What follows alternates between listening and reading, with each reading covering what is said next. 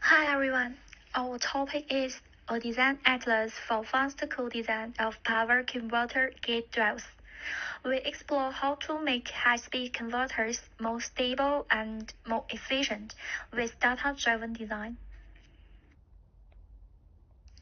Here's the outline of our presentation. First, we explain the problem and the motivation. Second, we introduce our two-line code design method. Third, we present the model and results, including the design atlas and validation. The last one, I will conclude with impact, sustainability, and the next steps. Modern high-density converters rely on a fast-switching device such as side C and GaN MOSFETs.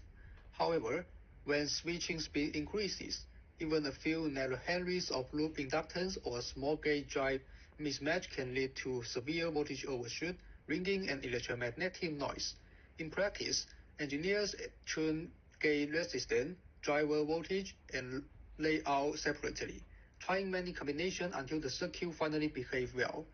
This trial and error approach is time-consuming and rarely provides real insight into why the design works.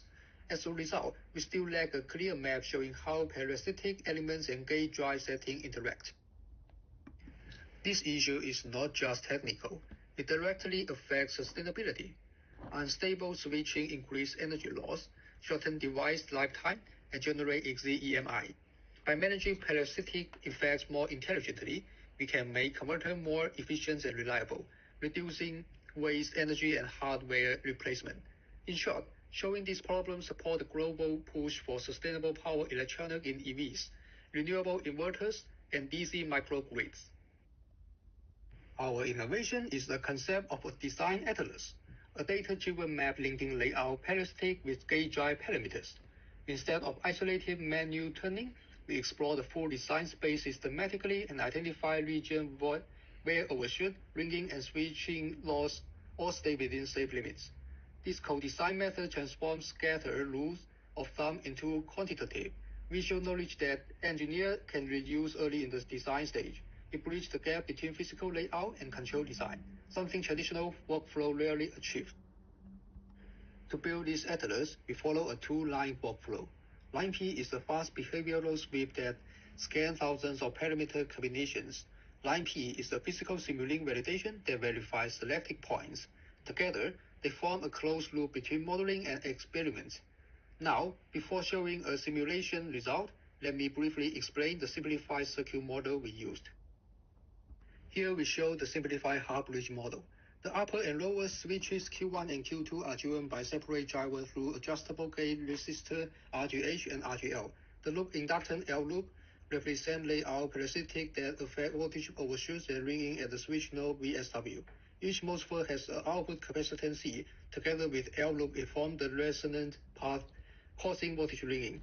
By sweeping L loop, RG, and VDRV across defined ranges, we evaluate their impacts on DVDT, ESW, and overshoot, forming the basis for our design atlas. The results map safe operating regions for gate resistance and driver voltage. This fast sweep method let us explore the entire design space long before running any physical simulation. The goal here is to quickly determine whether a given parameter combination is safe and feasible without running a full circuit simulation. To achieve that, we use three simplified physical relationships that approximate the complex switching behavior. The first is DVDT, representing switch speed. It increases with higher driver voltage and decreases with larger gate resistance and loop inductance. The second is overshoot percent, which goes with both loop inductance and DVDT. The third is the VGS off peak, indicating the risk of turn on. It rises as DVDT becomes higher. These relationships are combined into a single feasibility check. If overshoot stays below 10%, DVDT below 10 voltage, and all gate voltages remain within safe limits, the design point is labeled feasible. Using this lightweight mode, the script can scan thousands of parameter combinations within seconds. export the result as CVS files, and generate the design atlas, heat maps, and let my teammates will analyze next. In this project, I was in charge of building the line P physical model in Simulink to verify the line L's grip results. The model is based on a half-bridge circuit with two MOSFETs and an RLC branch connected from the midpoint to ground to represent parasitic effects and load response. A 50-volt double-pulse gate signal drives the upper and lower switches alternately, ensuring correct switching without shoot-through. The simulation uses the ODE to 3TV solver with a 1 nanosecond time step to capture the fast transient in dy by dt and di by dt during switching. Next is a waveform verification.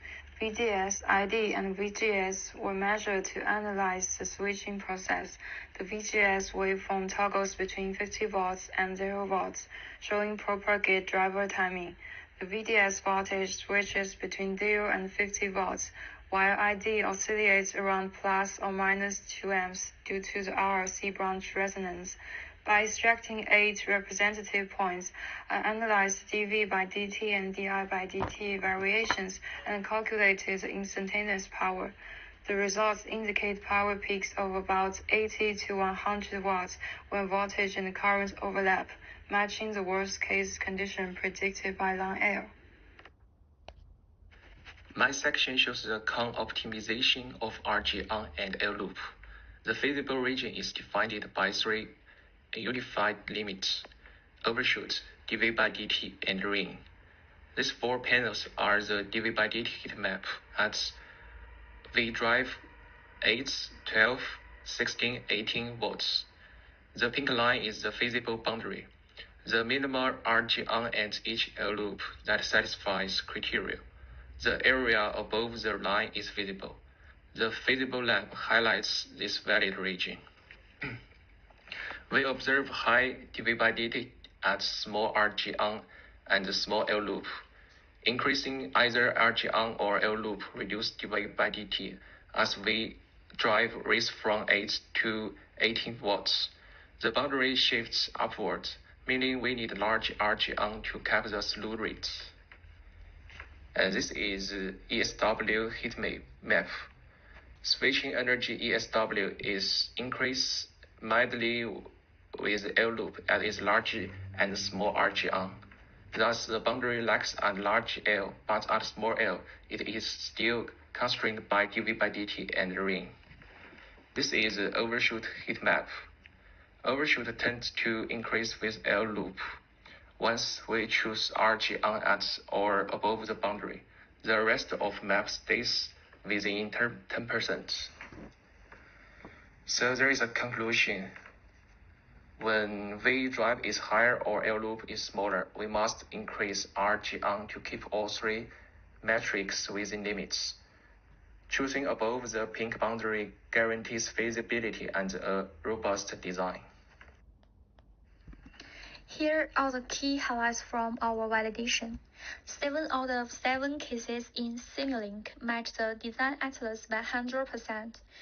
The behavioral sweep achieved a 126 times speedup versus a full physical model, while the error stayed below 5%. These results confirm that our framework is fast and physically accurate, and it's practical for early-stage optimization. Finally, this slide summarizes our progress and impact. Each teammate contributes to a specific model, from model design and parameter sweeping to validation and visualization. Okay, that concludes our presentation. Thank you for listening.